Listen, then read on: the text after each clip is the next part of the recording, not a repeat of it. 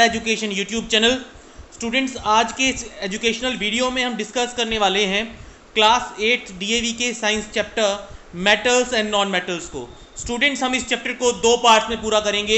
ये इस चैप्टर का पार्ट 1 वीडियो है। इसी के डिस्क्रिप्शन में आपको पार्ट 2 का लिंक भी मिल जाएगा। तो चलिए स्टूडेंट्स शुरू करते हैं। सबसे पहले इसने बताया है प्योर सब्सटेंसेस किसे कहा जाता है। ऐसे मटेरियल्स जो एक ही तरह के पार्टिकल से बने होते हैं उन्हें कहा जाता है प्योर सब्सटेंसेस। फॉर एग्जाम्पल, अगर मैं बात करूं, आप किसी भी एक सब्सटेंस की बात कर लीजिए। मैंने कहा ऑक्सीजन गैस।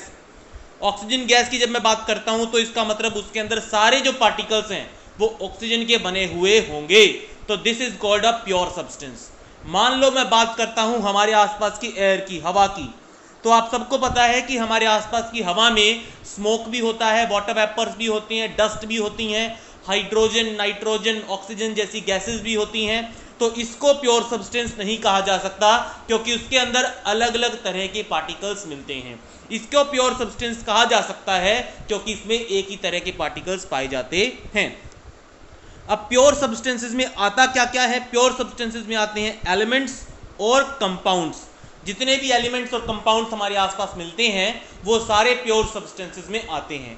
एलिमेंट्स कहा जाता है, जैसे आपने नाम सुना होगा, हाइड्रोजन, नाइट्रोजन, ऑक्सीजन, ठीक है, कार्बन, सल्फर, ये जो सारे हैं ये स्टूडेंट्स एलिमेंट्स कहलाते हैं। और ये जो वाटर है, जैसे H2O वाटर है, ये कंपाउंड कहलाएगा। कार्बन डाइऑक्साइड है, ये भी एक कंपाउंड कहलाएगा। तो ये वाले भी यानी एलिमेंट्स भी और ये वाले भी यानी कंपाउंड्स भी सारे किस में आते हैं? प्योर सब्सटेंसेस में गिने जाते हैं। आगे आता है हमारा एलिमेंट्स की क्लासिफिकेशन। अब तक लगभग 118 एलिमेंट्स के बारे में हम जानते हैं। सारे एलिमेंट्स को अलग अलग स्टडी करना, सेपरेटली स्टडी करना बहुत मुश्किल है। इसीलिए हमने क्या किया है, ऐसे एलिमेंट्स जिनकी प्रॉपर्टी एक दूसरे से मिलती जुलती हैं उनको एक ही ग्रुप में डाल दिया है और इसी को हम बोलते हैं क्लासिफिकेशन ऑफ एलिमेंट्स। हमने एलिमेंट्स को ब्रॉडली मेनली दो कैटेगरीज में डिवाइड किया है, metals and non metals. On the basis of their physical and chemical properties जितने भी एलिमेंट्स इस अर्थ के ऊपर पाए जाते हैं उनको वैसे तो स्टूडेंट्स 3 कैटेगरीज होती हैं, लेकिन चीफली मेनली ब्रॉडली 2 ही कैटेगरीज होती हैं। One is metals, one is non metals. कौन से एलिमेंट्स मेटल्स में आएंगे, कौन से नॉन मेटल्स में आएंगे, ये डिपेंड करता है उनकी फिजिकल प्रॉपर्टीज और उनकी केमिकल प्रॉपर्टीज पर। देखिए स्टूडेंट्स, सबसे पहले एलिमेंट्स मिलते कहाँ हैं, ठीक है। देखिए मेटल्स जो होते हैं, जितने भी मेटल्स हैं, मेटल्स अर्थ के क्रस्ट में पाए जाते हैं। एसएसटी में आपने पढ़ा होगा कि अर्थ की 3 लेयर्स होती हैं। सबसे बाहर वाली लेयर को क्रस्ट, बीच वाली लेयर को मेंटल और सबसे अंदर वाली लेयर को कोर कहा जाता है। तो अर्थ के क्रस्ट में मेटल्स पाए जाते हैं। एल्यूमिनियम वो मेटल है जो सबसे ज़्यादा पाया जाता है अर्थ के ऊपर, और सेकंड नंबर पे सबसे ज़्यादा पाए जाने वाला मेटल है आयरन। जो बहुत ज़्यादा रिएक्टिव मेटल्स हैं जैसे कि सोडियम, पोटेशियम, एल्यूमिनियम, जिंक, ये कंपाउंड्स की फॉर्म में मिलते हैं, यानी ये अकेले नहीं मिलते। ये ऑक्सीजन के साथ कंबाइन करके ऑक्साइड बना लेते हैं, सल्फर के साथ कंबाइन करके सल्फाइड बना लेते हैं, और CO2 के साथ कंबाइन करके कार्बोनेट्स बना लेते हैं। तो स्टूडेंट्स, इसने क्या कहा है कि जितने भी मेटल्स होते हैं, ज़्यादातर मेटल्स अर्थ के क्रस्ट में पाए जाते हैं। जो ज़्यादा रिएक्टिव मेटल होते हैं, ज़्यादा रिएक्टिव होने का स्टूडेंट्स मतलब ये है कि उनको किसी भी चीज़ के साथ रिएक्शन, वो किसी भी चीज़ के साथ बहुत जल्दी रिएक्ट कर लेते हैं। जबकि जो लेस रिएक्टिव मेटल्स हैं, जो रिएक्शन नहीं करते जल्दी से, जैसे कि गोल्ड, सिल्वर, प्लेटिनम, ये एलिमेंटल स्टेट में पाए जाते हैं, कंपाउंड में नहीं पाए जाते। आगे आता है बहुत सारे नॉन मेटल्स भी एटमॉस्फेयर में पाए जाते हैं। जैसे ऑक्सीजन गैस के बारे में आपने सबने सुना होगा, it is a non metal. Nitrogen gas के बारे में आपने सुना होगा, it is a non metal. बहुत सारे नॉन मेटल्स कंपाउंड्स की फॉर्म में भी पाए जाते हैं, जैसे कि ऑक्साइड की फॉर्म में या फिर नाइट्रेट की फॉर्म में। सल्फर जो होता है, सल्फर एक नॉन मेटल है स्टूडेंट्स। ये फ्री स्टेट में भी पाया जाता है, यानी सल्फर अकेला भी पाया जा सकता है, और कंबाइंड स्टेट में भी सल्फाइड और सल्फेट की फॉर्म में भी पाया जा सकता है। तो जिस तरीके से हमने मेटल्स के बारे में बताया कि मेटल अगर लेस रिएक्टिव है तो फ्री स्टेट में मिलेगा, अगर मोर रिएक्टिव है तो किसी न किसी के साथ वो कंबाइन करके मिलेगा हमें। सेम चीज़ नॉन मेटल्स के साथ है, फ्री स्टेट में भी मिल सकते हैं और कंबाइंड स्टेट में भी हमें मिल सकते हैं। आगे आता है, अगला आता है कार्बन। कार्बन जो है वो डायमंड, ग्रेफाइट और फ्लोरीन में मिलता है। ठीक है, देखिए डायमंड यानी हीरा, ये प्योरली कार्बन का बना होता है। ग्रेफाइट के बारे में आपने सुना होगा, ग्रेफाइट आपकी पेंसिल का जो लेड होता है वो ग्रेफाइट का बना होता है, ग्रेफाइट जो होता है। और फुलरीन, इसके बारे में शायद आपने कम सुना होगा, इसका पूरा नाम होता है बकमिंस्टर फुलरीन। ये तीनों सिर्फ और सिर्फ कार्बन के बने होते हैं। इसके अलावा कार्बन कार्बन डाइऑक्साइड में, कार्बोनेट्स में और बाइकार्बोनेट्स में भी पाया जाता है। आगे आता है मिनरल्स एंड ओर्स। मिनरल क्या होता है, ओर क्या होता है, अब हम उसके बारे में पढ़ने वाले हैं। मिनरल नेचर में पाए जाने वाला इनऑर्गेनिक सब्सटेंस जो अर्थ की सरफेस के नीचे से निकाला जाता है और जिसके अंदर कोई भी मेटल वगैरह मौजूद होता है, उसको कहा जाता है मिनरल। ठीक है स्टूडेंट्स, अर्थ के नीचे से निकाले जाने वाला कोई भी ऐसा सब्सटेंस जिसके अंदर मेटल वगैरह प्रेजेंट हो, उसको हम कहेंगे मिनरल। अब आगे आता है ओर क्या होता है। ओर उस मिनरल को कहा जाता है जिसमें मेटल अच्छी अमाउंट में प्रेजेंट है और अगर हम निकालेंगे तो उससे हमारा प्रॉफिट होगा। यानी वो मिनरल जिसके अंदर मेटल ज़्यादा होता है और अगर हम उसको निकालेंगे तो हमें काफ़ी अच्छी अमाउंट में मेटल मिलेगा, उसको हम कहेंगे ओर। तो ओर की definition, mineral from which metal can be obtained profitably. आगे आता है एल्यूमिनियम का जो ओर है students, it is bauxite. Iron का जो ओर है स्टूडेंट्स, इट इज़ हेमाटाइट। और जिन प्रोसेसेस के ज़रिए हम मेटल को उसके ओर से अलग करते हैं, उन प्रोसेसेस को कहा जाता है मेटलर्जी। देखिए स्टूडेंट्स, मैं आपको दोबारा बताता हूँ, जब भी मुझे कोई कंपाउंड मिलता है नेचर में, उस कंपाउंड में से मेटल को ऑब्टेन करने के लिए मुझे बहुत सारी प्रोसेसेस करनी पड़ती हैं। उन सारी प्रोसेसेस को मिला के कहा जाता है मेटलर्जी। और मेटलर्जी में मेनली 3 स्टेप्स आते हैं। सबसे पहला आता है कंसंट्रेशन ऑफ ओर। जो हम सबसे पहले क्या करते हैं, जो ओर हमें अर्थ के नीचे से मिला है उसके अंदर बहुत सारे छोटे छोटे रॉक्स, सैंड वगैरह मिलेंगे उसके अंदर। पहले हम उन मोटी मोटी चीज़ों को, बिगर इम्प्योरिटीज़ को, लार्जर इम्प्योरिटीज़ को सेपरेट करते हैं। ठीक है, it is called, in larger impurities को सेपरेट करने की प्रोसेस को कहा जाता है कंसंट्रेशन ऑफ ओर। उसके बाद सेकेंड स्टेप आता है रिडक्शन। इस स्टेप में हम क्या करते हैं, मेटल के ओर से मेटल निकाल लेते हैं। यानी मान लीजिए मेरे पास कोई भी कंपाउंड मौजूद है, मान लीजिए मेरे पास कोई भी कंपाउंड है, फॉर एग्जांपल मेरे पास है जिंक कार्बोनेट ZnCO3, ये है मेरे पास, तो इसमें से मैं जिंक को निकाल लूंगा, it is called reduction. Third आता है मेटल रिफाइनिंग। रिफाइनिंग का मतलब होता है स्टूडेंट्स प्योरीफाई करना किसी भी चीज़ को। तो रिफाइनिंग ऑफ मेटल का मतलब है इम्प्योर मेटल में से इम्प्योरिटीज अलग कर देना, प्योर मेटल को ऑब्टेन करना, it is called refining process. आगे स्टूडेंट्स हम पढ़ने वाले हैं physical properties of metals and non metals के बारे में।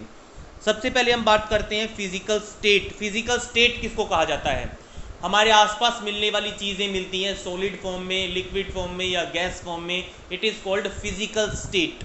देखिए जितने भी मेटल्स हैं, सिर्फ मरकरी को छोड़ के, एक मरकरी मेटल को छोड़ के बाकी सारे मेटल्स सॉलिड स्टेट में पाए जाते हैं नॉर्मल टेम्परेचर पे। मर्क्यूरी अकेला ऐसा मेटल है which is found in liquid state. Iron, copper, aluminium, gold, silver, ये सारे इसके एग्जाम्पल्स हैं।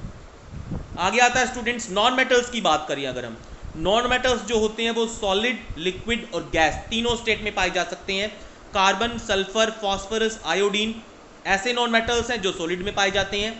ब्रोमीन लिक्विड नॉन मेटल है।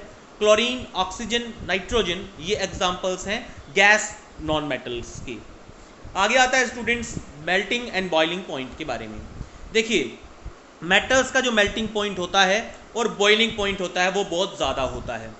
ठीक है, जैसे कि आयरन का जो मेल्टिंग पॉइंट है वो 1536 डिग्री सेल्सियस है, इसका बॉइलिंग पॉइंट 3000 डिग्री सेल्सियस है। स्टूडेंट्स मैं शायद ये समझ सकता हूँ, आपको मेल्टिंग और बॉइलिंग पॉइंट के बारे में पता होगा। मेल्टिंग पॉइंट कहा जाता है उस टेम्परेचर को जिस टेम्परेचर पे कोई भी चीज़ सॉलिड से लिक्विड बन जाती है, और बॉइलिंग पॉइंट कहा जाता है उस टेम्परेचर को जिस टेम्परेचर पे कोई भी चीज़ लिक्विड से गैस बन जाती है। देखिए कुछ मेटल्स का, देखिए ज़्यादातर मेटल्स का हाई मेल्टिंग बॉइलिंग पॉइंट होता है, लेकिन इसमें एक्सेप्शन है। एक्सेप्शंस मिलते हैं फिजिकल प्रॉपर्टीज़ में। एक्सेप्शन का मतलब होता है जो बाकियों से अलग होता हो। इसमें एक्सेप्शन है सीजियम, इसका मेल्टिंग पॉइंट काफ़ी कम है 28.7 डिग्री सेल्सियस। तो ये बॉइलिंग पॉइंट का मेल्टिंग पॉइंट का एक्सेप्शन है। नॉन मेटल्स जो होते हैं इनके मेल्टिंग और बॉइलिंग पॉइंट जनरली कम होते हैं, जैसे कि सल्फर का 119 डिग्री सेल्सियस है, काफ़ी कम है। लेकिन यहाँ भी एक्सेप्शंस होते हैं। एक्सेप्शंस का मतलब ऐसे नॉन मेटल भी मिल जाते हैं जिनका मेल्टिंग और बॉइलिंग पॉइंट काफ़ी ज़्यादा होता है। For example diamond, diamond carbon का बना हुआ होता है, यानी एक नॉन मेटल होता है। इसका मेल्टिंग पॉइंट 3723 डिग्री सेल्सियस होता है, जो कि बहुत ज़्यादा है। तो स्टूडेंट्स यहाँ पे आपको फिजिकल प्रॉपर्टीज़ लर्न करनी होंगी, साथ ही साथ एक्सेप्शंस भी लर्न करनी होंगी, पूछी जा सकती हैं आपसे। आगे आता है डेंसिटी। मेटल्स की डेंसिटी जनरली ज़्यादा होती है, नॉन मेटल्स की डेंसिटी जनरली लो होती है। लेकिन यहाँ भी एक्सेप्शंस हैं। सोडियम और पोटेशियम मेटल्स हैं, लेकिन फिर भी इनकी डेंसिटी कम है, इनकी डेंसिटी पानी से भी कम होती है। आगे आता है हार्डनेस। ज़्यादातर मेटल्स हार्ड होते हैं, वो हाई प्रेशर को सहन कर सकते हैं, हाई प्रेशर पे डिस्टॉर्ट नहीं होते, यानी अपनी शेप को चेंज नहीं करते। नॉन मेटल्स जनरली हार्ड नहीं होते, वो ब्रिटल होते हैं। ब्रिटल का मतलब जैसे भी उनके ऊपर थोड़ा सा फोर्स लगाया वो चूरा चूरा हो जाते हैं, पाउडर बन जाते हैं, टुकड़े टुकड़े हो जाते हैं। आगे आता है, यहाँ पे भी एक्सेप्शन है स्टूडेंट्स। सोडियम और पोटेशियम मेटल्स होते हैं, लेकिन फिर भी वो सॉफ्ट होते हैं, इतने सॉफ्ट कि आसानी से चाकू से काटे जा सकते हैं। अब डायमंड की बात कर लेते हैं। डायमंड है तो एक नॉन मेटल, लेकिन फिर भी ये हार्डेस्ट सब्सटेंस है, हार्डेस्ट नेचुरल सब्सटेंस है। देखिए, मेटल्स हार्ड होते हैं, लेकिन सोडियम और पोटेशियम ऐसे नहीं होते। नॉन मेटल सॉफ्ट होते हैं, लेकिन डायमंड ऐसा नहीं होता। आगे इसने हमें एक एक्टिविटी बताई है, हमें आयोडीन के क्रिस्टल्स लेने हैं, उनको डस्टर से फोर्स एक्सर्ट करनी है, बीट करना है उनको। तो हम देखेंगे कि उसके छोटे छोटे पीसीज हो जाते हैं। इससे पता चलता है कि नॉन मेटल्स ब्रिटल होते हैं। आगे आता है लस्टर। लस्टर का मतलब सरफेस कैसी होती है। मेटल्स की सरफेस शाइनिंग होती है, इस प्रॉपर्टी को कहा जाता है मेटालिक लस्टर। नॉन मेटल्स की सरफेस शाइनी नहीं होती, इसलिए वो नॉन लस्टरस होते हैं, उनके अंदर लस्टर नहीं होता। आयोडीन, लेकिन आयोडीन अकेला ऐसा नॉन मेटल है जिसके अंदर नेचुरली लस्टर पाया जाता है, ये एक्सेप्शन आयोडीन, ये नॉन मेटल है। आगे आ जाता है, एयर के अंदर थोड़े टाइम तक रहने से मेटल्स की शाइन खत्म हो जाती है, क्योंकि मेटल्स एयर में पाए जाने वाले गैसेस के साथ रिएक्ट कर लेते हैं, उनके ऊपर ऑक्साइड की लेयर चढ़ जाती है, इसलिए वो डल दिखते हैं। लेकिन अगर आप मेटल के ऊपर वाली लेयर को उतार देंगे तो आपको नीचे वाली लेयर बिल्कुल शाइनी मिलेगी। आगे आता है मेलिएबिलिटी। मेलिएबिलिटी का मतलब होता है ability to be hammered into thin sheets. अगर किसी चीज़ को पीट पीट के थिन शीट्स में चेंज किया जा सकता है तो उस चीज़ को मेलिएबल कहा जाएगा, और अगर नहीं किया जा सकता तो उस चीज़ को नॉन मेलिएबल कहा जाएगा, और इस प्रॉपर्टी को कहा जाएगा स्टूडेंट्स मेलिएबिलिटी। देखिए, नॉन मेटल्स नॉन मेलिएबल होते हैं, यानी उनको शीट्स में चेंज नहीं किया जा सकता। नॉन मेटल्स ब्रिटल होते हैं, यानी जैसे ही मैं उनको हैमर करूंगा वो टूट जाएंगे, छोटे छोटे पीसीज में टूट जाएंगे। जैसे यहाँ पे हमने जिंक मेटल या जिंक ग्रेन्यूल के ऊपर हमने उसके ऊपर हैमर से उसको बीट किया, तो हम ऑब्जर्व करेंगे कि वो थिन होके शीट में चेंज हो जाता है, बल्कि टुकड़े टुकड़े नहीं होता है। आगे आता है स्टूडेंट्स डक्टिलिटी। डक्टिलिटी, डक्टिलिटी का मतलब property of metal to be changed into wires, thin wires. Metals को हम पतली वायर्स में चेंज कर सकते हैं, इस प्रॉपर्टी को कहा जाता है डक्टिलिटी, और मेटल्स को कहा जाता है डक्टाइल। कॉपर, एल्यूमिनियम के और इनकी वायर्स होती हैं, आप सबको पता है। इलेक्ट्रिकल फिटिंग्स में, नेट डोर्स में, वायर मैशेज में हम इनका यूज़ करते हैं। नॉन मेटल्स नॉन डक्टाइल होते हैं, यानी उनको वायर्स में चेंज नहीं किया जा सकता। गोल्ड और सिल्वर जो स्टूडेंट्स हैं वो सबसे ज़्यादा मेलिएबल मेटल्स हैं। गोल्ड को बहुत पतली फॉइल में चेंज किया जा सकता है। 1 ग्राम गोल्ड से 2 किलोमीटर लंबी तार बनाई जा सकती है। आप अंदाजा लगा सकते हैं कि कितना ज़बरदस्त डक्टिलिटी है गोल्ड के अंदर। Next comes tensile strength. Tensile strength का मतलब मेटल्स जो होते हैं वो ज़्यादा फोर्स को सहन कर सकते हैं, क्योंकि वो डक्टाइल और मेलिएबल होते हैं। नॉन मेटल्स की टेंसाइल स्ट्रेंथ ज़्यादा नहीं होती, वो आसानी से वजन डालने पर टूट जाते हैं। Next comes conductivity. कंडक्टिविटी का मतलब होता है, देखिए दो तरह की कंडक्टिविटी होती है, थर्मल एंड इलेक्ट्रिकल। अगर कोई चीज़ हीट को कंडक्ट कर सकती है, हीट को पास कर सकती है, उसको कहा जाता है थर्मल कंडक्टिविटी। और अगर कोई चीज़ अपने अंदर से बिजली को पास होने देती है, then it is called electrical conductivity. देखिए स्टूडेंट्स, सबसे पहले बात करते हैं थर्मल कंडक्टिविटी की। जब कोई मटेरियल हीट एनर्जी को अपने अंदर से फ्लो होने देता है, अपने एक एंड से दूसरे एंड तक हीट एनर्जी को फ्लो होने देता है, it is called thermal conductivity, और उस मटेरियल को कहा जाएगा गुड कंडक्टर ऑफ हीट।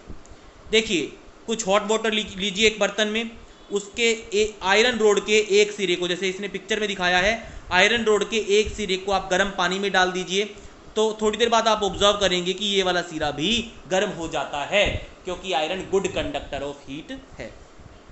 यानी मेटल्स जो होते हैं वो गुड कंडक्टर ऑफ हीट होते हैं, और नॉन मेटल्स जो होते हैं वो पुअर कंडक्टर्स ऑफ हीट होते हैं। आगे आता है students electrical conductivity. Electrical conductivity में हमने क्या किया, एक इलेक्ट्रिक सर्किट बनाया इस तरीके का। सबसे पहले तो हमने एक इलेक्ट्रिक सर्किट बनाया, कुछ इस तरीके का इलेक्ट्रिक सर्किट बनाया हमने। इस इलेक्ट्रिक सर्किट के बीच में यहाँ पे या कहीं पे भी आप कोई भी मेटल लगा के देखेंगे तो बल्ब ग्लो करेगा। इसका मतलब वो मेटल का जो पीस है वो इलेक्ट्रिसिटी कंडक्ट कर रहा है, यानी वो गुड कंडक्टर ऑफ इलेक्ट्रिसिटी है। अगर यहाँ पे आप कोई नॉन मेटल लगा देंगे स्टूडेंट्स, तो ये बल्ब ग्लो नहीं करेगा। इससे पता चलेगा कि नॉन मेटल इलेक्ट्रिसिटी के बैड कंडक्टर्स होते हैं, पुअर कंडक्टर्स होते हैं, उनको इंसुलेटर्स भी कहा जाता है। लेकिन स्टूडेंट्स एक्सेप्शन है यहाँ पे, ग्रेफाइट जो कि एक कार्बन का फॉर्म है, ये नॉन मेटल होने के बावजूद भी इलेक्ट्रिसिटी कंडक्ट करता है, इसको बैटरी बनाने में यूज किया जाता है। अब मेटल्स में सिल्वर सबसे बेस्ट कंडक्टर होता है हीट एंड इलेक्ट्रिसिटी का। सिल्वर के बाद सेकंड नंबर आता है कॉपर का, थर्ड नंबर आता है एल्यूमिनियम का, और जितने ही मेटल्स हैं उनमें से मर्क्यूरी को सबसे पुअरेस्ट कंडक्टर माना जाता है। आगे आता है स्टूडेंट्स सोनोरिटी। सोनोरिटी का मतलब होता है जब भी हम किसी मेटल को हार्ड चीज से टकराते हैं तो वो रिंगिंग साउंड प्रोड्यूस करता है, टन टना टन टन टन टन की साउंड प्रोड्यूस करता है। इस प्रॉपर्टी को कहा जाता है सोनोरिटी, और मेटल्स को कहा जाता है सोनरस। ठीक है, नॉन मेटल्स ये प्रॉपर्टी शो नहीं करते, इसलिए उसको कहा जाएगा नॉन सोनरस। तो ये स्टूडेंट्स फिजिकल प्रॉपर्टीज को ही समझाते हुए एक टेबल आपके सामने बनाई गई है। ये वही टेबल है जो हमने पीछे स्टडी की है। देखिए स्टूडेंट्स, कुछ ऐसे एलिमेंट्स भी होते हैं जिनके अंदर कुछ प्रॉपर्टीज मेटल्स की, कुछ प्रॉपर्टीज नॉन मेटल्स की होती हैं, इनको कहा जाता है metalloids. For example silicon, germanium, arsenic, ये मेटलॉइड्स के कुछ एग्जाम्पल्स हैं आपके सामने। एग्जाम में पूछा जा सकता है, आप इसको भी लर्न जरूर से जरूर कर लेंगे स्टूडेंट्स। तो स्टूडेंट्स ये आपका पार्ट 1 वीडियो था। इस चैप्टर को हम आगे फिनिश कर देंगे पार्ट 2 वीडियो में। पार्ट 2 वीडियो का लिंक आपको इस वीडियो के डिस्क्रिप्शन में मिल जाएगा। इसके अलावा हमारे चैनल पे साइंस के या एसएसटी के जो भी चैप्टर्स करवाए गए हैं उन सब का लिंक भी आपको वीडियो डिस्क्रिप्शन में मिल जाएगा। Thank you students.